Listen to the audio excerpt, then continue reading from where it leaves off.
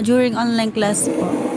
6 p.m. po yun. And then, siya po ay recitation that time. So, ito, gamit ko po kasi is yung tablet ko. Ito po yung tablet ko. Then, recitation nga po siya. So, ginilid ko po yung ulo ko. Okay. Tapos, ako po kasi nun, sir, is, aminado naman po ako na, nag-google po ako nun. Kaya po, iniwas ko yung ulo ko. Para hindi. Ayan. Then, after po nun, nag-a-agree po ako. Hindi ko naman Nag-a-agree po naman alam na po na. bibigyan po nila ng mali siya Agree yung mo dito, ginagawa wala. ko.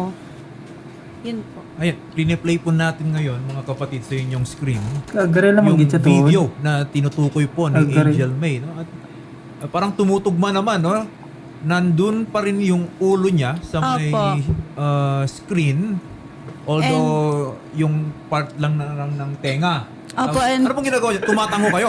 Opo, nag-agree po ako sa sinabi ng kaklase ko. Kasi tama po yung sagot niya based sa search ko.